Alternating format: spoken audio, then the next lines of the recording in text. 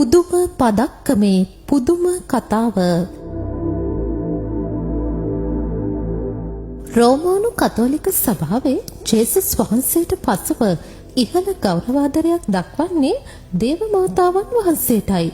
ශුද්ධ සභාව විසින් නම් කර ඇති ශුද්ධවන්තයින් අතර අග්‍රස්ථානීය ලෙසින් සලකන මරි මවුන් පෙන්눔 කළ පුදුම පදක්කමේ කතාවයි අද ඔබට කියා දෙන්නේ. රෝමානු කතෝලිකයන් ජේසු මාතාවන් කෙරෙහි දක්වන ආදරය හා විශ්වාසය මත පුදුම පදක්කම පළඳිනවා. මේ පුදුම පදක්කම හා සම්බන්ධ කතාව සිද්ධ වෙන්නේ 1830 දශකයේ ප්‍රංශයේදී. ඒ සාන්ත කැතරිනා ලැබෝරේ නම් පැවිදි සොයුරියට දේව මාතාවන් වහන්සේ දර්ශනය වීමෙනුයි. කැතරිනා ලැබෝරේ පැවිදි සොයුරිය ඉපදෙන්නේ 1806 මැයි දෙවන දිනයි. ඇය 1830 අප්‍රේල් 21 වන දින සාන්ත වින්සෙන්ති ද පාවුලා නම් දයාවේ දියණියන්ගේ නිකායට එකතු වෙනවා. එදා 1830 වර්ෂයේ නොවැම්බර් 27 වෙනිදායි. කැතරිනා පැවිදි සොයුරිය යාඥා කරමින් සිටින අතරතුර ඇයට දේව මෑණියන් දර්ශනය වුණා. ඇය දැක ඇත්තේ දේව මාතාවන් ඇත්දල පැහැති ඇඳුමකින් සැරසී ගෝලයක් උඩ සිටගෙන තවත් ගෝලාකාර හැඩති වස්තුවක් තම පපුවට තුරුළු කරගෙන සිටින ආකාරයයි. එසේම දේව මාතාවන්ගේ අතෙහි දිලිසෙන මණික් මුදු කිහිපයක් තිබී ඇති අතර ඉන් සමහරක් මුදු දිස්නයක් වෙලා නැහැ. මරියතුමිය සිය දෙපා වලින් සර්පයෙකු පාගාගෙන සිට තිබෙනවා. එතුමිය අතෙහි වූ ගෝලාකාර හැඩති වස්තුවේ කවාකාරව ලතින් වසින් යමක් සඳහන් කර තිබෙනු කැතරිනා තුමිය දැක තිබෙනවා. එය සිංහල භාෂාවෙන් පරිවර්තනය කළ විට අරුත් ගැන්වෙන්නේ ජන්ම දෝෂයෙන් නිර්දෝෂව පිළිසිඳුණු මරියනි, ඔබගේ පිහිට ඉල්ලා සිටින්නා වූ අප උදෙස්සා මැදහත් වන ලෙසයි.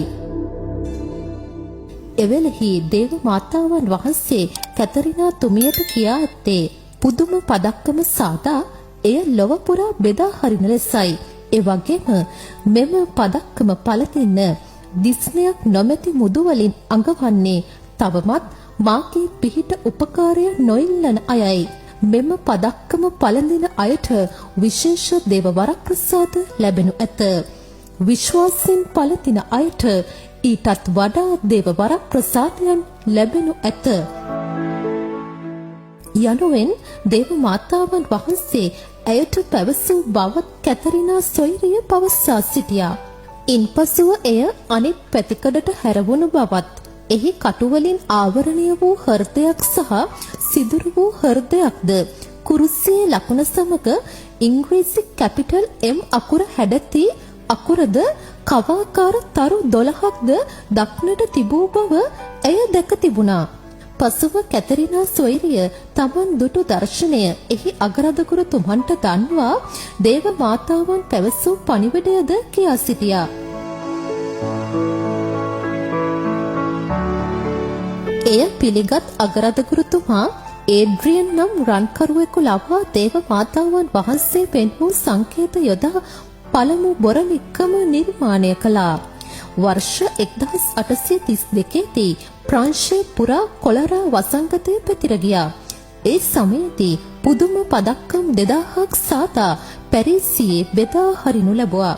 එහිදී විශ්වාසයෙන් පුදුම පදක්කම පැළඳූ රෝගීන් ප්‍රතිහාරාත්මක ලෙස සුවය ලබා තිබෙනවා. ඒ වගේම මෙම බොරලික්කම නිසා බොහෝ දෙනෙකුගේ ජීවිතවල අද්දුටු පුදුම සහගත ප්‍රතිහාරයන් නිසා මෙයට පුදුම පදක්කම යන නාමය ලැබීමට හේතු වුණා.